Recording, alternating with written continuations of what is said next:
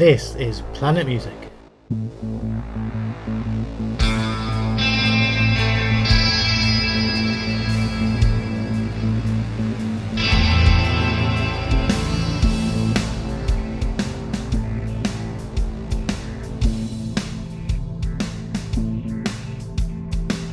Welcome to Planet Music from the makers of Planet Marzipan. In a streaming world, we're proud to be a podcast that celebrates the art of the album. Hello and welcome to Planet Music. I'm Meza. I'm here with my good friends. Craig. And Mikey. And Gray. And we have a special guest with us. We welcome to the podcast Patrick Cleesby. Hello. Hi, Patrick. Good evening. How are you? I'm good, thanks. Good. And Patrick, well, you'll understand in a moment why Patrick's here, because he's got a lot of knowledge about what we're going to talk about. As you can see from the title of the episode, we are here to talk about, I think we probably will touch upon an album this time, but we're talking about Stephen Wilson, who's just reactivated the Headphone Dust website, which was initially his record label, and he's reactivated it as a download site for some initially for an exclusive live album, Impossible Tightrope, live in Madrid. So at the moment there are no plans for that to be released as a physical product. That's available download only from this website. He's also put up definitive digital versions of the Overview and Harmony Codex and The Raven That Refused to Sing. Now these definitive digital versions have multiple mixes. They have Atmos, they have 5.1, they have something called a binaural headphone mix. And I think the Overview, correct me if I'm wrong, Gray or Patrick, has got the film that was projected on the back from the... It's got some of it. Yeah, it doesn't have some the whole of it, thing. Yeah. It's a bit cagey on letting the whole thing out, to be honest. Right. And Patrick's here because he was involved in some of the testing for the Headphone Dust website and some of the audio. You know that when you asked me, though. Pardon? You didn't know that when you asked me, though. I didn't know. I mean, you're here because I know you've, as an acquaintance from gigs, and I know you're a fan. You're a massive surround sound fan, and we end up on a lot of the same forums, and we have similar interests. You're about 10 steps further down the road in Atmos than me. I'm still 5.1, folded down, but I can live with that. Yeah, but that's why I initially asked you to come on. But thank you very much for coming on. And I mean, before we get into some of the discussions that we're going to have, how did you become involved in the testing of this? I was just asked. Stephen asked the management to sort of get me involved because he occasionally asks me sort of Atmosy questions. It doesn't happen that often, So it's just a bit of a working relationship. I go to a lot of these Atmos playbacks in London, and obviously a lot of them are sort of Stephen-centric. Yeah. So I see his manager at those, and we've been chatting for a long time, and I just get a bit in their face and annoy them, and but occasionally then they need some help and ask me for help. So what did you get? Did you get all the mixes that are there in advance? No, it started sort of a slow build-up. So it's only about 3 or 4 months ago. So would that be the same time as the guy from the IAA website? Yeah. Because he was involved, wasn't he? He did some of the pre-listening and Jonathan, yeah. Yeah. I mean, Jonathan's got a credit on Harmony Codex of advising Stephen on mixes. Yeah. Which I've never done. I'm not on so much on the creative side. I'm a techie nerdy professional. That's what I do. Yeah. I do file-based QC for the BBC. So it is my kind of bent anyway. So I can be very kind of, and this goes right back to DVD authoring 20 years ago for Fish and stuff. And, I worked in the studio where a lot of early No Man and Porcupine Tree stuff was mastered. And I've been there since the beginning with Stephen and Surround. I interviewed him, did a big write-up on In Absentia in 2004. I went to the In Absentia launch in Earl's Court back then. And I've just stuck with it ever since. So in a way, some of it can become a busman's holiday. I mean, I kind of dropped out for Grace for Drowning because I just wasn't into it at that time. And I really came back. I went to the Raven, but I came back about Hank and O'Reilly's time. Yeah. So I'm not deep in it. It's kind of more that it's kind of a professional interest of mine, really. BBC is obviously not into Atmos, but if I dropped out of the BBC, I probably would be. That's what Yeah. I'm aiming at. And what's Um, your setup at home then? oh, I've got a full-on setup. I mean, I don't know if I've told you the story of how that happened, but it's all their fault, really. This is Rob Scarron's thing, baby. Yeah. I was told by the management, leave it to Rob because he's the one getting paid for it. But no, when he sat down in lockdown with Stephen, and Stephen had just about done Caught the Crimson King, um, I just like light bulb moment when he said, "Oh, I'm mixing to 7.1.4. I'm sitting in the 5.1 room I've basically had for 20 years of like top end kind of gear."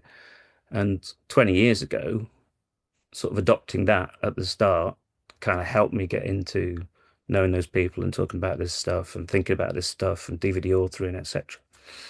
By the time I got to Blu-ray authoring, I'd steered all this work to a guy called Neil Wilkes in the Uxbridge Road in London, who did a lot of that early panegyric, yes, King Crimson, all that stuff, and Stephen and everything.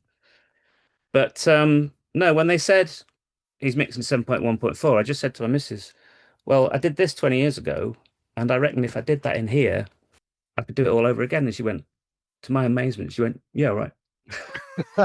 It's funny, I got the opposite reaction when I tried to do it.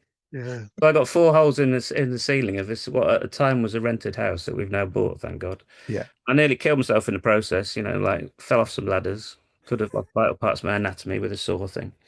And then in the end, paid a young man £5 to cut each hole with a manual saw.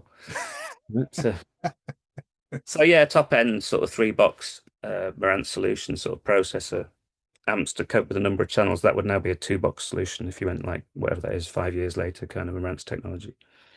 And I had a very nice core 5.1 system from writing about hi-fi that was kindly donated, and it's all monitor audio. Dolby recommending monitor audio above you.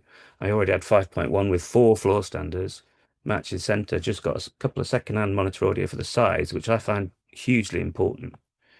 But really, it's like you're trying to get Dolby reference setup that maps to kind of how he's mixing. So if he's 7.1.4, I'm 7.1.4, and he knows that. And I organized with Dolby and the management a chat about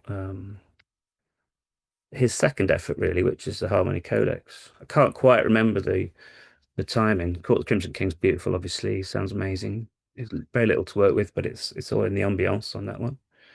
And Harmony Codex, he worked with a guy called Jake from Dolby, who sort of almost played a bit the Elliot Shiner role of kind of guiding him into his first one or two. But obviously, Stephen being Stephen, he's just picked up the ball and run with it ever since. Yeah. And just stuff gets better all the time. It's all those loops of iteration of King Crimson and Yes that have kind of snowballed and carried on. He's revisiting the Yes stuff again now, isn't he? Yeah. You can't really knock it. I mean, we're dumb enough to buy it each time. So I think that's it. Yeah. The record companies are just wringing their hands, aren't they? We I don't remember know if that you remember conversation this afternoon. the note at the end of Fripp's note at the end of the frame by frame box set was, as long as I'm alive, I'm going to keep looping round and knocking this stuff out again. So way before he got involved with Stephen, Fripp was committing to he's going to keep redoing this stuff, and that's the way it goes. And there's just such a strong. My background is classic. What you've got behind you, Mez, Genesis and Peter Gabriel and Marillion and all that stuff. I don't go as far as you guys into some of the other stuff, but that's my background, and I've felt that I've come back to kind of what I first fell in love with, and it's because there's such a strong mapping in prog to be able to do these mostly innovative mixes. It's probably best if we just talk about Stephen the good ones rather than talking about any of the bad ones. But that's where it's at. It's good that Paul Sinclair and Stephen sort of pushed to sort of 80s pop and stuff as well and unfortunately Stephen didn't do the Pet Shop Boys, but it's all heading in that direction. But I don't see anyone sort of pushing on it as hard as he is, because he's the artist, because he's the producer, because he's the mixer, because he's the mastering engineer. The headphone dust concept enables him to do how they set it out, which is this definitive edition kind of thing. And not only can you can see what they're doing in terms of marketing. It's like an live album that's not going to come out in any other way. Yeah. But also for the hardcore, there's a bass communion album that you're not going to get in 5.1 anywhere else. Yeah. And these are the things that sort of drive us towards it. And the other mapping is a lot of us are IT nerds, and a lot of us have been like 5.1 and movies and Blade Runner and whatever, like Alien, all down the line. So one of the things they'd identified that, I wasn't only testing, I was kind of making some recommendations, and there's some stuff in there that came from Jonathan at INA and IAA. There's some stuff that probably came from me, and there's some stuff that came from me that bounced off and wasn't accepted, and it remains to be seen how all of this plays out. But they're at the stage where it's too early. They're not prepared to say kind of how this has gone for them. They don't want to get involved. They're kind of tolerating me coming on and gobshiting about it a bit because that's what I do. But it's like, well, you're more than welcome on here. That's all we do. Or me. I don't know. These other guys have some sensible stuff to say, and I just gobshy about stuff. But one of the thinkings was that in striking for the most up-to-date file format, so 4Ks and stuff, and H.265, without getting too tweaky, I didn't want that. I thought that this kit from 10 years ago, you could have done a level of file that was less video bothered and therefore less kind of 4K. Or that's my issue with it now.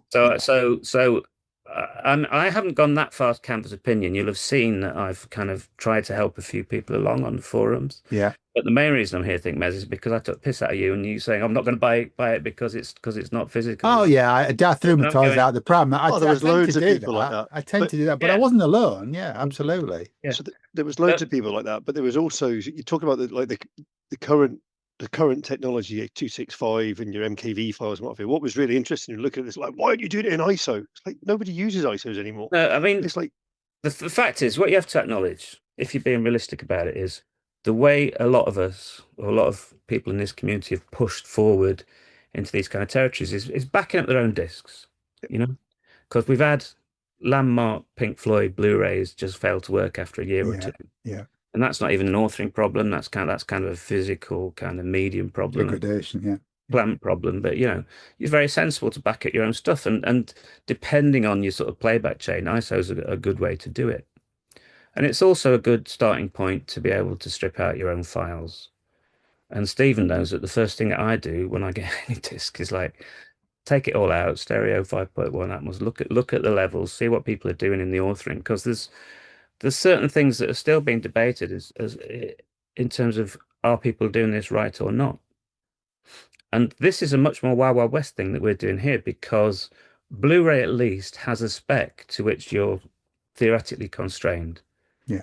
When you author a disc, it can still balls up. If any of you know the story of Envy of None, the second album, the Blu-ray for that, it's got very high bit rate on some kit. It just kind of drops out, which is an issue really. And the other thing that people are discussing a lot is the QC of these discs these autherings before they go out. That one was QC by someone, but still sort of got through, and it's debatable. And I'm not talking about the creative here. There's other issues with discs where some of the creative's gone a bit awry, like Tubular Bells, that have never been kind of fully acknowledged. But when it's all locked down to the Blu-ray spec, you know what the point you're starting from. You say, how did this start? It was very easy for me to identify when we got the initial drop that Robert ripped Blu-rays like any of us would do and made it into MKVs, which we have done. I knew this principle was going to work because Stephen sent me the Harmony Codecs about 6 months early, and I had to teach myself how to turn Dolby ADM files into something playable, and got down this MKV route. It's the only route to go down, really. MKV is a nice thing that it's there. It's what enables a lot of this. I mean, when it was first conceptualized, there wasn't any of these files alongside, and as you say, they've added the ALAC. They're listening. It enables you to be very responsive. Yeah. I mean, that was probably done about a week before, because they've just sent an email out in the last couple of days about it, haven't they? So it's about a week ago. I mean, I haven't been paying that much notice now, but One of the great things about this, you can say what you like about, does it represent the death of physical media? Is this going to endure? I don't think this is going to map to the Pet Shop Boys or anybody else that isn't the kind of one-man band Stephen kind of principle. This really works for him as he's painting it for an archive of all the definitive versions that the real hardcore like us can go to and get access to. And I think if it enables some of the stuff he's saying, which is, we knew for a while that he was once he got into Atmos, he was saying, I'm going to revisit stuff, not returning Jesus and before, not light bulb sun and before. I still have some hope that some of that stuff may happen given time, but he's sick of the sight of hearing them. Not sure they're ever going to happen. But having this as an outlet where you don't have to go to the expense of and the risk of authoring, and you can tweak it shortly after it's come out, is a great proposition. Now, I don't know if any of you know, but the Raven, one of the selling points of this is the Raven being an Atmos, because it's not an Atmos anywhere else. It may never be at the moment, and it wasn't right at the start, and everyone should know they need to re-download it. And it's that principle of being able to re-download something, have a tweak made to it. Sometimes the comms, you say the comms has been good on ALAC. I'm not sure what the comms on Raven was like. It wasn't. No, I mean, it was I through a told forum. Gray bought them, and I'd read it on a forum and said to him, "You need to go back and download them." So he's not seen it. Yeah, it was not. It's quite complex. Even what he's doing here. I made the point when it was just the first set of Blu-rays is Rob, you're gonna have to get used to the Dolby Media encoder here, because what would be part of a DVD or a Blu-ray authoring process, which is putting that essentially what is a movie tool, a movie encoder, and putting stuff through it and getting a sensible sounding music result. There are certain constraints in the settings, some ideal settings for music. There always were, and there are now, and that's kind of what went awry there. It was re-encoded the day before it dropped, which I don't really understand. But it's been made good, and it's a lot easier to make it good than having to knock out replacement Blu-rays or CDs. And true. I mean, my issue is that I've got to spend money to play it. From where I'm standing now, I've got to have another outlay to be able to play these in the formats that are there. Gray, you've done that, haven't you, in the last week? So I was a very early surround sound adopter. I had a really good 5.1 system, what have you. I did buy an Atmos system and then got rid of it because I moved from a very large house to a very small cottage.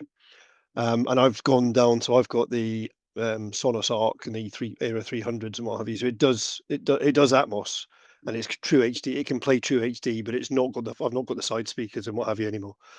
But I still, because of the way they fire, I still get the width and the height. It can be amazing. Sennheiser played me an enormous one somewhere once. It's ridiculous. It really is, and it's the girth. I think that's the word I'm going to use. The girth of it. It's honestly, the sound is fantastic. Well, I've got a weedy little Denon one, and it yeah. There's a bit. I mean, I've got a proper system there, and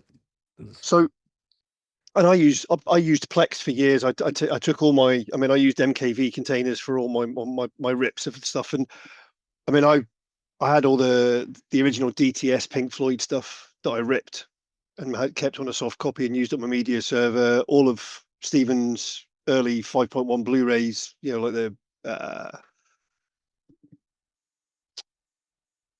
singles. I mean, Drive Home stuff. So the Raven, the previous, some of the Porcupine Tree stuff, the Blu-ray, the Blu-rays and DVDs that he did. I had all of them, and they were all 5.1, so I could play them all fine. And then I got this new system, the Atmos system, and I was playing it all. And then I moved here to the cottage. I've got a really nice TV. I've got an OLED TV, which is eARC, True HD pass through, and I used Plex. And it was when this came out, I suddenly realized, hang on a minute, this is not playing 7.1 properly, because I've got an issue with Plex. I mean, Plex is one of the easiest solutions for people that are wrestling with ways of doing this. Yeah. If they can get their head around kind of setting up a server and setting up a client. Yeah. But Plex isn't, again, it's a bit more of a film tool. Yeah. And when they brought in Tidal, it wasn't it wasn't being sort of bit for bit in terms of sampling rates and stuff. So it was like Yeah. for me, as soon as you can't do that, you're out of the game. So yeah. But there are settings within Plex, if you are a geek, that you can turn on direct play and you can turn on pass through. I'm sure So it's moved on a bit in the last, whether that is 7 years or. Yeah, so you turn on the direct play and it doesn't do any transcoding within the app. It just goes, here's the data, here's the stream of data, let your hardware deal with it. And that's what I've been using. And I thought it was working properly until I played Raven. And the channels were all over the place, and there was bits here, and there was a single Tom in one backcourt. Was this the wrong Raven or the right? No, this is the new Raven, right? And it was like, and I was like, what's going on here? What's happening there? So I brought up. Let me see. Can I share this? I'll share photos. Yeah. Not great for people that are listening, Craig. Not great for people, but so that you can see what I'm talking about. So let's see if this all content only. Can you see that image there? Yeah, we've got it. Yeah. So you'll see here it's on direct play for the EAC3, but it's still 760p and it's doing the 5.1. So that it will play that direct. I had direct play on for True HD. Sorry, and it recognized it as FLAC for some reason, not even as True HD, and it was trying to transcode, can't transcode because it's an unsupported container and all this kind of stuff. So I tried forcing. I put it again on True HD and it converted it automatically. Turn off direct play and it automatically converted it to EAC3. So it downsourced it.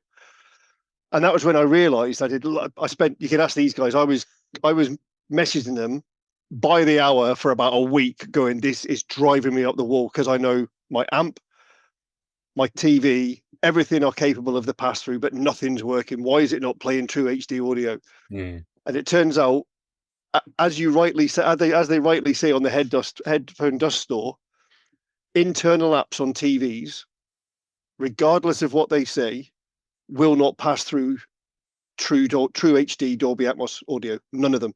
Sony, LG, nobody. Internal apps do not play Atmos. So even if you've got Disney or Netflix and it says Dolby Atmos, it's AC3. It's not True HD. It's EAC3, yeah. Yeah, EAC3. Sorry, yeah. Whereas I went and spent 60 quid and got myself the brand new Amazon Fire Stick 4K Plus. Yeah. And the Plus is the key bit because they've just updated that to be True HD pass-through compatible. So I plugged that in, installed the app, and I'm now getting True HD 7.1 pass-through to my Sonos system. Yeah. And the sound compared to what I was getting is just phenomenal. It just goes to show how you've got to get all these links in the chain right to get it coming out sounding right, and you've got to know what it's. I mean, we all know what this stuff is supposed to sound like, don't we? And also, I'm a tech. I work in IT. I work in sound. I used to work in sound, and I'm a geek. So this was to me was a challenge that wasn't going to break me. Well, I was just lucky, really, because two things. I started off just using, when I first sort of made my own, just used VLC with a Chromecast as a renderer, and you're away. And just, I haven't really paid much attention to the Apple TV side of this yet, because they're supposed to be bringing in sort of full Dolby pass-through, but it wasn't there in time for this, which is why Rob kind of identified this Infuse Pro thing as a way of playing the lossy Atmos. I think my problem with the Infuse is the subscription requirement. Sorry? The subscription requirement for Infuse to play. You don't need a subscription to have the hardware. I mean, we're just talking about using it as a hardware box. Yeah. But no, my actual concern was about the 4K-ness and the H.265-ness, because with a 10-year-old telly with Chromecast or an original Chromecast, you're sort of constrained to that. Yeah. You know, Blu-ray's HD. Why did we need to go beyond this? But one of the things that Jonathan, I was quite surprised actually, because Jonathan's site doesn't do, Jonathan's products on IAA don't do video. But he was one of the ones that's kind of endorsing having bits of video in these things. And I guess that's what's pushed Rob to go 4K H.265 to be able to show off the beauty of his brother's film, But for me, I'd have rather treated these as audio products and had them as backwards compatible as possible. The I mean, the imagery in both Impossible Tightrope and pardon me, Raven is fantastic. When you're sitting there and you've got the sound on, all of a sudden the video comes on for Drive Home or for Raven in the 4K in surround sound that we've never heard. Sorry, in the Atmos that we've never heard before for that album. It was Drive Home is the solo soars, and I mean literally soars. It is just what enables you to actually call it definitive, isn't it? Really, yeah. It's not going to get any better than that in our lifetimes, at least. No. And I've just gone and spent the money on the other albums now to get the definitive, because I've gone and bought Overview and Harmony Codex. Harmony Codex, and I've got the box sets for them, but I've gone and bought these again anyway. So it's doing what he wants it to do. Yeah, I think it is. I'd love to know kind of how well it's performed for them and how much of a support effort they've had, But Rob's done very well with sorting it out.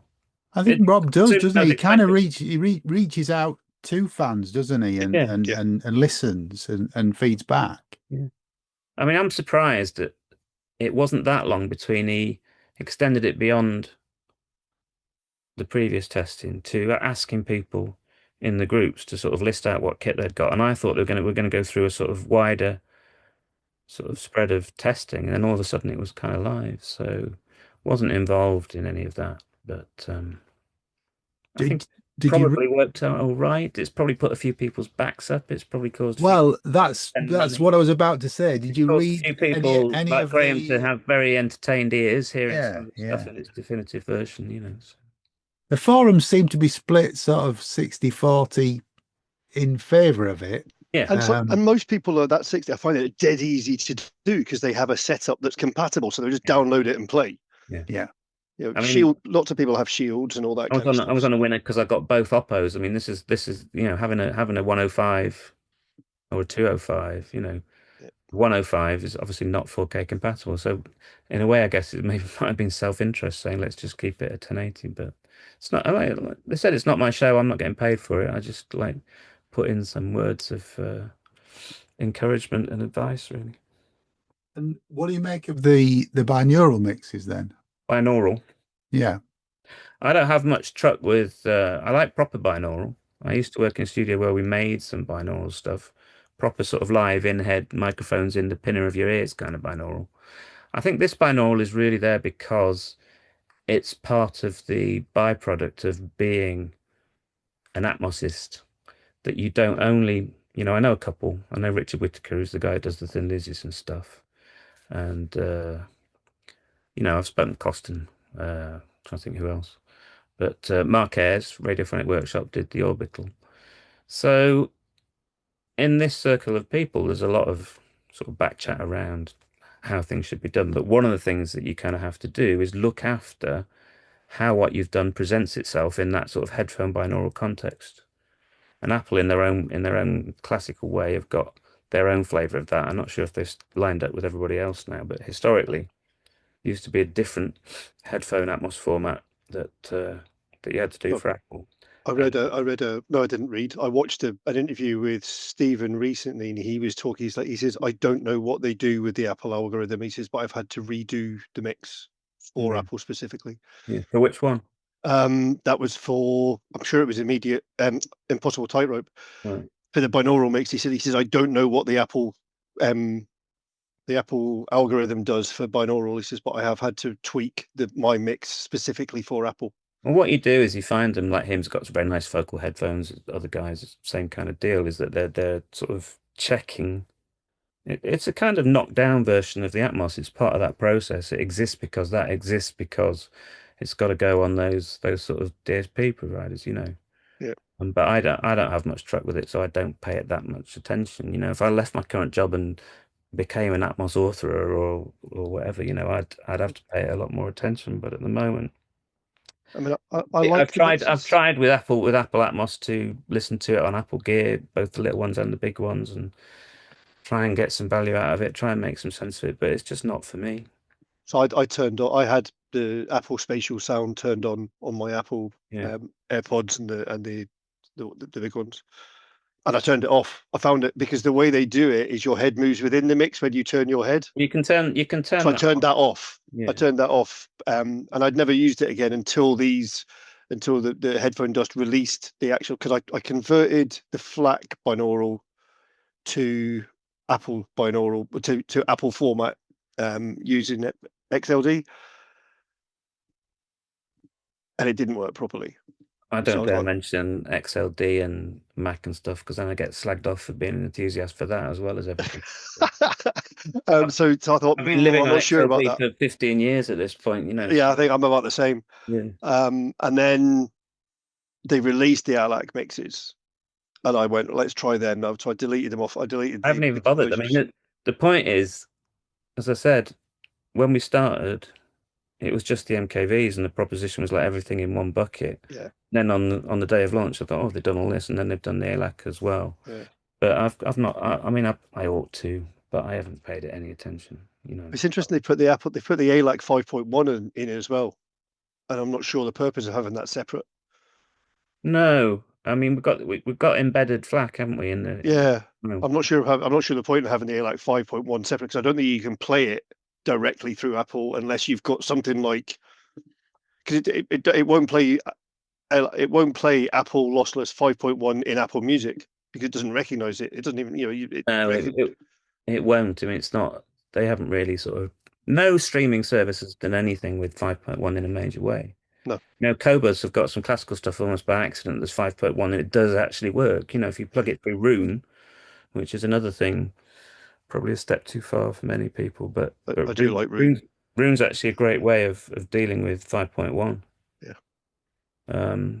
But I was a bit worried that we put the FLAC in there because some older things, again, it's like if you ignore older things, it doesn't really matter because FLAC's becoming a standard for stuff being able to play it. But there might be some old stuff where FLAC causes things to choke, but it's a size argument, really. There's a lot going on once you put the video in. Rob's managed to get all the files down to sort of 15 gig or whatever. He's quite pleased with that. 16.8, I think, is the biggest one at the moment, isn't it? So it's just getting super techie nerdy. Two IT guys talking to themselves about. It's all right. We're not chipping in. We're not interrupting. I'm going to take it back a step. Another issue I've got is that it's all bundled in that one price. So if you don't want all the files, you still got to pay the top price. No, but that price is it. There was a sort of nominal price in the first version of the site. The site hasn't changed that much. A few little tweaks in terms of downloadability of the files. I see some of that still confuse people slightly, but I don't know if that's sort of browser compatibilities and stuff, because you originally had to go to the mail and then go and download from there, whereas I think you can download sort of. Yeah, you can go straight into the website now, click on orders and download directly. But all that stuff is basically bonus. It's a different representation of the same thing that's made to make people easier, make it easier for people who are stereo only, who are only interested in that. But Impossible Tightrope for stereo only, you would pay $18.99. It was originally listed at 15, and it went up a bit. Some of the stuff's still 15. Basically. I was going to say the others are still 15. That's the only one that's $18.99. Yeah, which one? It's Impossible Tightrope. But it's an exclusive and it's new. Everything else new product. It's longer. You know, I don't know. I don't want to sort of have. No, I'm. It's just a debate. I'm not here to say. You know, it feels, because again, I'm not coming at it from the angle that you two are.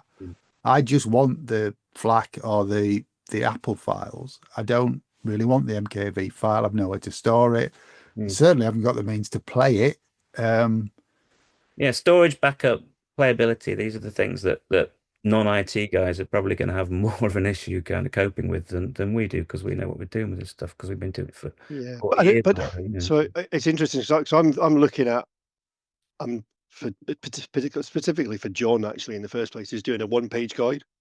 Yeah, saying here's what you need: minimum viable product, basically minimum viable product to get a decent sound of the MKV on your system. He's got a Mac, he's got HDMI on his system, he's got a surround system, so he can get he could play the surround sound through the MKV if he had a way of playing it. I don't like the tethered solutions. It's like there should be sort of streaming solutions, really. But Yeah.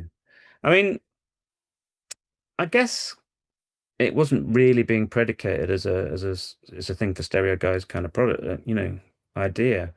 It's marketed as the definitive version. Yeah. Yeah. I mean, it's But that then becomes an issue if that's the only place you can get it, an album. well, that was your original objection that I was teasing you about and saying It was, yes. So, but I take your point. I take your point. Absolutely. We do this stuff because we're used to doing this stuff, and we're doing this stuff through our own choice and making our own file versions of things, and that's definitely not everyone's bag. So, yeah, I feel your pain really. But from Rob's point of view, it was, and I guess sort of Stephen behind that. It's Stephen stops at outputting the audio product, non-mastered in a Stephen way, and I thoroughly approve of that. The mastering levels on the live album are great. Everything's good. But Rob's point of view, I think in those instructions on the site, which were revised quite a lot, sort of during They're quite detailed. advice. He's just trying to give people the best. We weren't going to have lossy Atmos in it originally. It was just going to be full fat Atmos, and then realised that we were being a bit cock blocked on the Apple side because they don't support the True HD. So the lossy version was thrown in, so at least people can hear the joy of Atmos. Yeah. And it's going to be.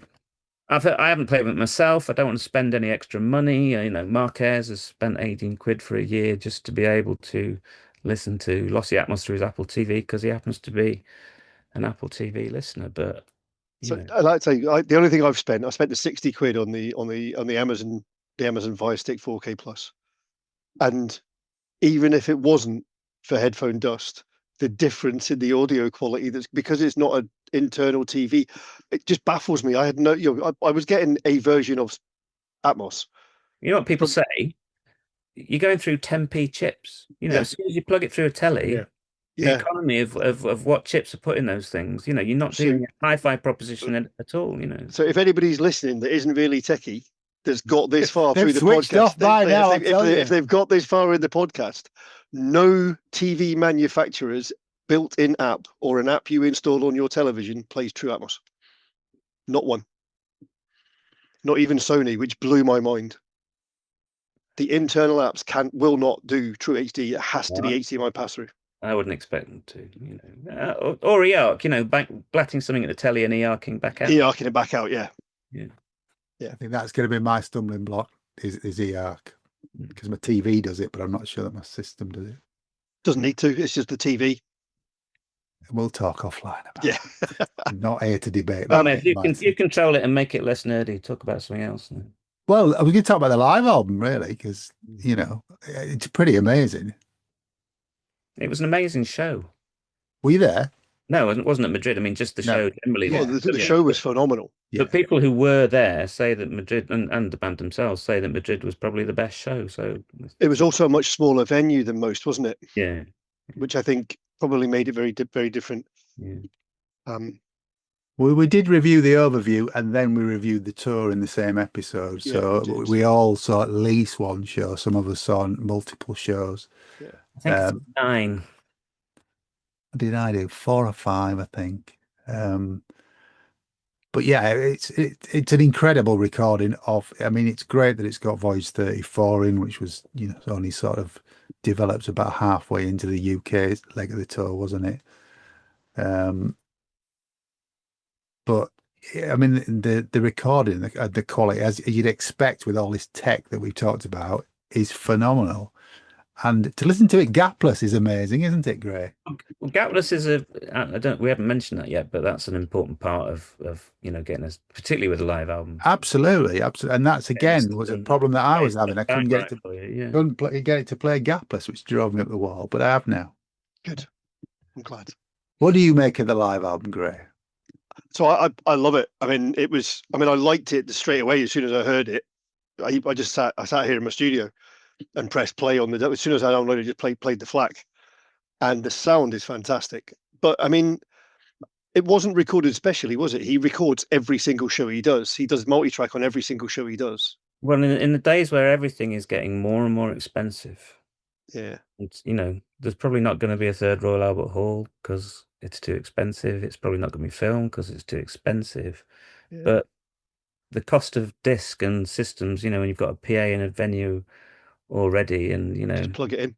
just plug it in and go. It's the one thing that's got super easy. You'd have to have a truck outside the back of the venue to do the equivalent, for a tour in the olden days, in the 70s or 80s. I mean, nowadays, I remember, but the last the last time I was playing in a band and we recorded live shows, it was literally you plugged something in underneath the sound desk for your multi-track, and that was it. And just basically at the end of the day, you're given a DVD with your multi-track on it and went away and mixed it. It was fantastic. And that was years ago. So, but I mean, it was even to sit in the hall. I saw him in Glasgow, and That's the one I didn't see. so just sitting there, and all of a sudden you hear the sound coming from above and behind, and you think, "Hang on a minute!" And you look at there's speakers all around there, and you realise it's being played back in the show in surround. Well, we've had that since the Raven, probably, haven't we? Yeah, I was going to say it's not the first time. No, it's not the first time, but it was just the way it happened. It was so in this show in particular, and it's frustrating that I mean, he's explained why there is no film of the live shows because of the lighting and the darkness. Yeah, it's too dark. Yeah. But it would, and he says, and then to use the low light cameras would have been too expensive and too much of a technical issue, and blah blah blah. So I get that. So for those of us who were at the shows, something like Impossible Tightrope is great because it automatically takes me back to seeing the show live and making me think of what I was watching while and it's the same with I do the same with Before the Dawn. I will never see a video of that because she's not going to release it. But I just put on the show, and I can envisage watching that show in the Hammersmith-Odeon. So it's like there are things like that which I'm really glad I made the effort to go and see something, because if you're never going to see the video, it's the best we're going to get.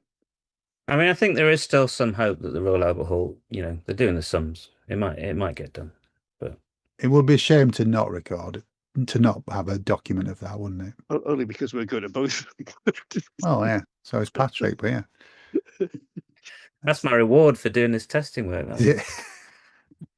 Yeah, I mean, with the orchestra and the choir, it should be pretty special. I think it'll be amazing. Yeah. And do you think there'll be a new album before that? He said at the what's his name? What's the Wall? Is it Mick Wall? Yeah. He said at the Mick Wall podcast, he was then talking about the dates as being likely to be Septemberish, so that the news was starting to trickle out sort of publicly, from his own mouth around that kind of time.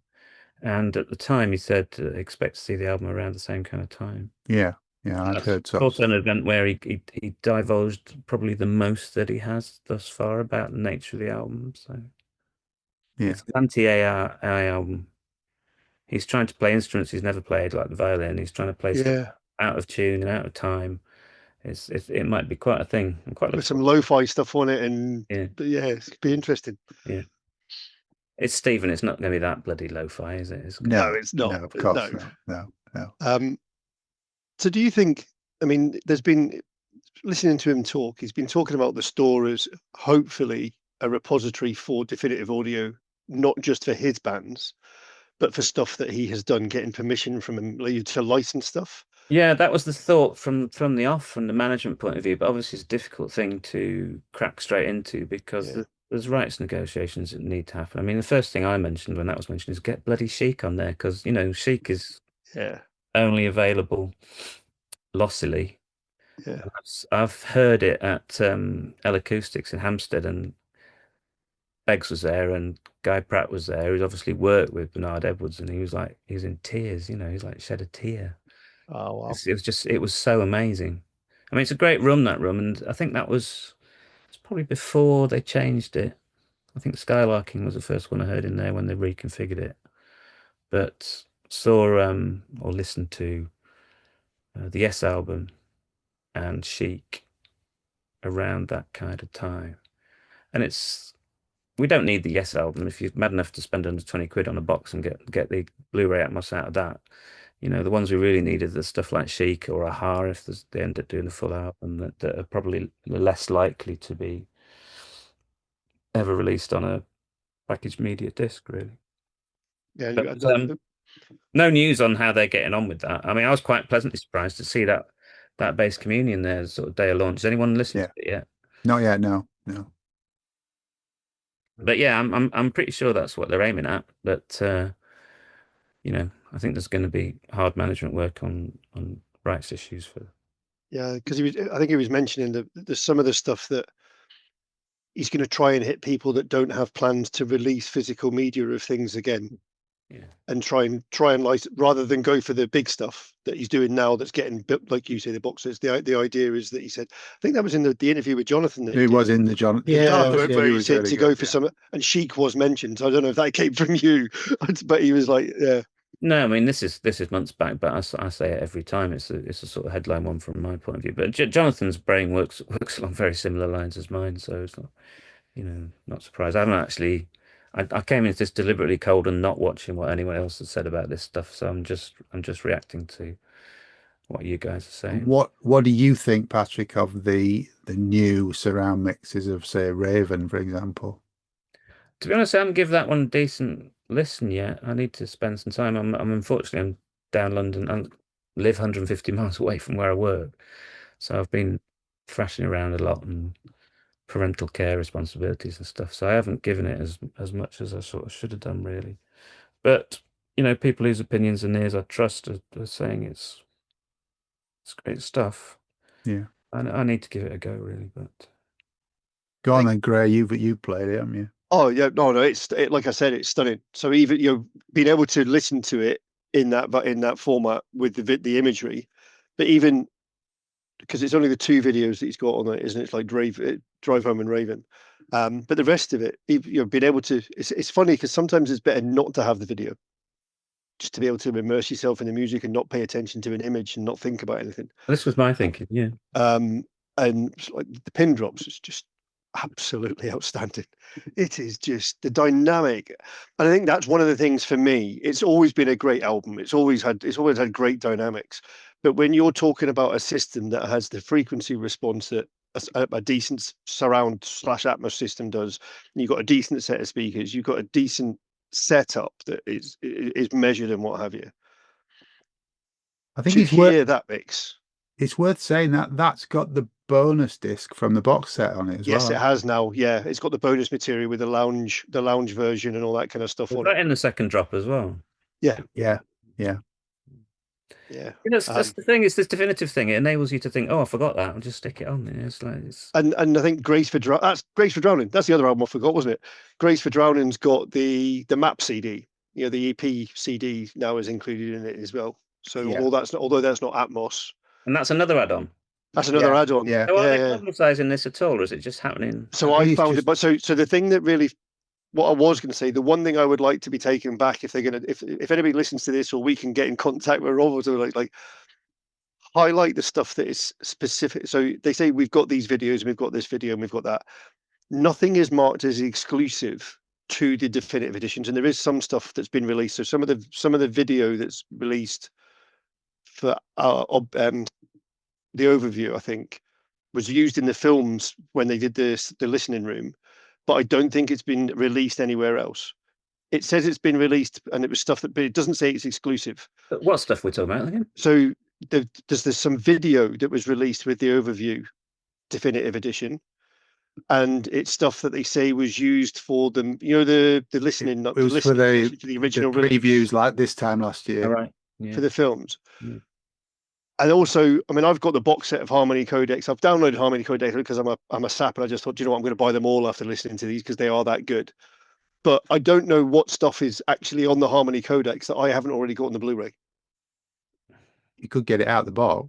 Yeah, but it doesn't explain it properly because of the way that's explained. And we've got this and we've got that, and this video for that. It's like it's in the videos, isn't it? It's Impossible Tightrope or something. Yeah, I think it's so. Yeah. So it's difficult to discern what's the selling point other than the quality of the audio. Sorry. You should just tell Rob what you think and see what he says. Yeah. He's been very responsive throughout the whole thing. Well, he has. I mean, the Alak email. It's funny because I went on to the Headphone Dust Substack, and I understand that there's a re-download of Raven available.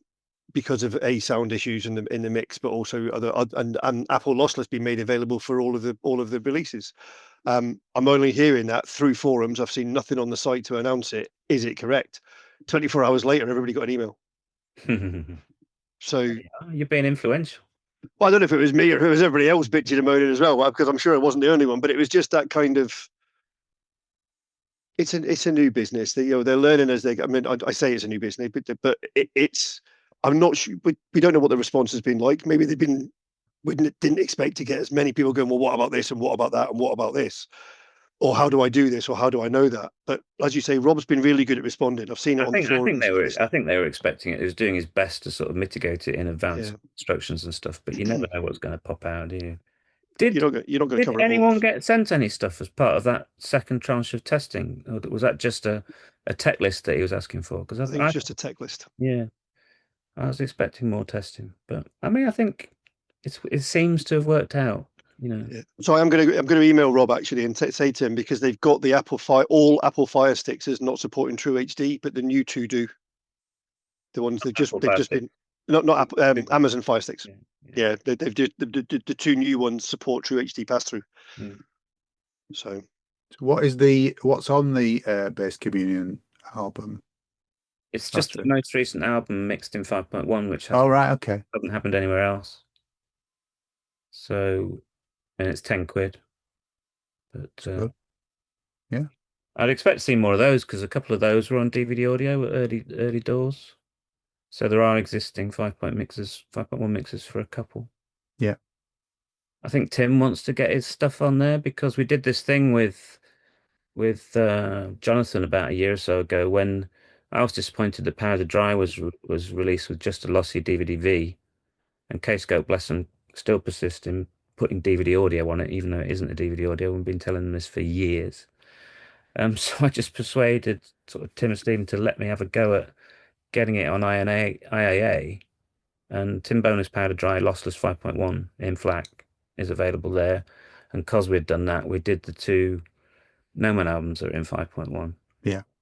Now, obviously, Tim's interested in getting those atmosified, but I'm not sure if that'll happen. But he's certainly interested in getting them on the site, and that would make the site look a bit more sort of heterogeneous. I mean, it's still Stephen Wilson stuff because it's Stephen Wilson mixes. Well, technically, there's two artists, because it's just listed under Stephen and Bass Communion. But you need to see more on that page. So if you got No Man and Tim Bonus on there, you'd have 4 for starters. But yeah, it'd be interesting if he could. I don't know if he could dig out some of the old Fever Hex stuff and some of the original Headphone Dust things and get those on there. I'm sure it'll be in his mind. I mean, It's not for nothing it's called Headphone Dust. I might have called it something completely new, but it works as a concept, really, for those of us that are sort of familiar with how it used to work in the olden days. Yeah. And do we think this isn't really going to be the end of the physical version of releases? So he hasn't said that. He hasn't said it's the end. He said it's because reproducing them was too expensive. Yes, yeah, and also saying that the sales are massively down on physical media for like live stuff and for all this. So you can understand, because there's got to be a break-even point where it's viable. I mean, you never know. Stephen might be this. He might be the Steve Jobs of musical media, because obviously, when Steve Jobs took DVD players out of the Macs, everybody had a hairy fit, and then all of a sudden, everything was getting streamed. So, you never. You might be right. We might end up all your stuff gets done that way, but I can't see it for a while. There's still people like us that want a physical product, and I'll probably end up buying both. There's no probably about it. I know. I'm an absolute whore. It's horrible. They're doing that. They're incentivizing that by putting all these obscurities, adding them in, aren't they? They are. Yeah. They are. Yeah. I can see that it's great for these things that are out of print. People have got access to this stuff. The Stevens box sets, they always sell out on the initial pressing, and that they never repress. So well, the last two have gone. So there was a minor repress, I think, on Harmony Codex, wasn't there? Was there? There was a little second wave, I think, at one point. But the they've gone so fast. The last 2 or 3, Yeah. even the future bites, like Everybody knows, Yeah. all the fans know that the minute it's announced, you have to order if you want to see one. We've been conditioned. Absolutely, yeah. He should write a song about it. Oh, he has, yeah. Okay. I mean, I think he and Paul Sinclair from SDE are basically responsible for this like massively tricked out deluxe edition approach to bloody everything these days. They're I think that was it. It felt like Stephen, one of the champions of physical product, has suddenly turned the other cheek. Yeah. Well, he's not that involved, I mean, he's like he said, he deals on the audio front, and then he hands it over to nerdy boys after that. Yeah. If it's an additional sort of revenue generation stream for him, all well and good. As we've said, the hardcore are gonna get into it. There's the upsells like the Live, there's the upsells like the Raven Atmos. I think the crying shame really is if it does result in Raven never having a Blu-ray. For me, it would kind of be nice to have one, and it's a bit disappointing that Grace for Drowning doesn't have an Atmos at the moment. Yeah. But I bet he's going to do Insurgentes at some point. Well, he got particular affinity for that album, hasn't he? Yeah. He said he couldn't. Did he? Didn't he say it wasn't Insurgentes were the one that he said on the Jonathan interview? So he said, so basically going back so far with the hardware technology. So basically pre-2009, I think, or 2011, he was using a Mac with Logic on it, but with the TDM hardware. Yeah. And he says, so the hardware it was on now doesn't work with the new. He says, so it would have to be like reverse engineered, put all his old systems back in to get the audio out to transfer it to a system that would allow him to. He said it's not practical. It's down to the archiving approach, isn't it? I mean, he's always, I was trying to say to him, like your ADATs are going to die for all those early No-Mans and Porcupine trees, but he's not interested in trying to rescue them, which is a shame, really. I think Fear of a Blank Planet. When did that come out? 2005. Well, they didn't do it on the remaster because he was just too busy and he didn't have time. Yeah, but was it 2000? When was it? I'm going to go. I have to check it. 8 or 9, but when that reissue came out, I asked them specifically, and they just said he hadn't had time to do it. So I think he said he can go back as Fear of a Blank Planet, as far as he can go back. And certainly when you get into Dead Wings and In Absentia, you're into stuff being sort of partially with the other guy and stuff. Yeah, I think he said something like that to me once. Can't remember. Yeah, he's not got all the elements digitally for certainly Dead Wings. So there's a limit to how far he can go back. And like you say, he probably doesn't want to go back to things like Lightbolt Sun and what have you, because much as we'd like to hear them in it, they're kind of, for me, they're more analog focused stereo albums than they are. I've always said it's a crying shame. I used to work where Stupid Dream was mastered, and the guy I used to work with did the string sessions for it and stuff. Yeah. And then Lightbulb Sun was a big leap up because all of a sudden the strings were then done by Dave Greggs and the mastering was done. People used to have a trick of like bouncing stuff out to 1/2-inch analog, for mastering, and that was done by Chris Blair at Abbey Road or whatever. I'm going like, where is that tape? Digitize that tape at 24/192. That would be the best Lightbulb Sun. Yeah. But a lot of this stuff just isn't going to happen. So. No. Yeah. Well, in some other good news, yes, they're one track into a new No Man. Oh, really? Oh, good. I heard that from TB himself, so that's nice. Yeah, I look forward to that. And we have got Hand Cannot Erase to look forward to as a sort of an impending release on Headphone. Yeah, I don't know why that's. Presumably, maybe still working on it. I don't know why that. I would expect those two. Maximum Impact if they dropped both of them together, wouldn't it? Yeah. Really. Yeah. But, must be a reason for it. I don't know what it is. But, well, Patrick, thank you for your input and your insight into this. I mean, you and Gray could have chatted for another 3 hours. we could have done that for 3 or 4 hours, I think. Yeah. Quite easily. We've had 0 listeners, Hey, if anybody's got this far, they've done really well. So I want to thank you for being on the podcast. It's the quietest I've ever seen Mikey on the podcast. So Well, I was just going to say, Oh, here we go. I really, really want to see the overview film released on 4K Blu-ray, physical format, please. And I really like the Headphone Dust logo. I think it's absolutely gorgeous. I love anything to do with company logos and art and stuff, and that really struck me. I think it's really, really pretty clever. So that's my input. There you And go. I've got one request. Stephen Wilson needs to speak to Stephen Rothery and get a copy of Gentoo released on Headphone Dust in Atmos with the films that he wasn't able to get on the Blu-ray in time. Is that what happened? Yeah. The films weren't ready, so we released the Blu-ray with the audio and no films. Yeah. But it's not a Stephen Wilson product, that one, is it? The mix or anything? No, it's not. No, it's not. No. it's very good, but it's not. It's very good. Yeah. Anything else you want to say, Craig? You're on mute, so it's not looking good. No? No, I'm good. Okay. Well, thanks again, Patrick. We do appreciate you coming on. And you know, I'm sure we shall see you at some gigs. Probably not Rush at the minute, but that may change.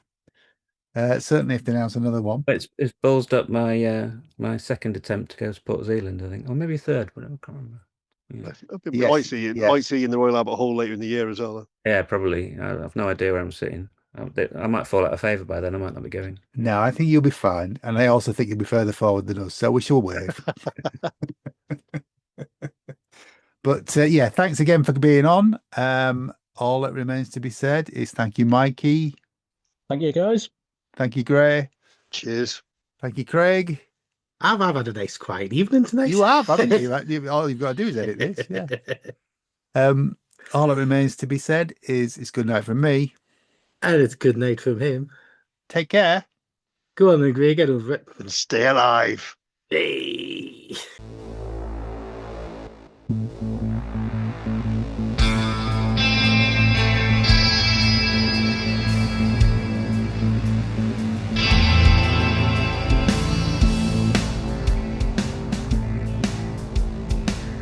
Thanks for listening to Planet Music from the makers of Planet Marzipan. If you like what you've heard, please like and subscribe, and maybe even join our Facebook discussion group. You can contact us at planetmarzipanpodcast@gmail.com.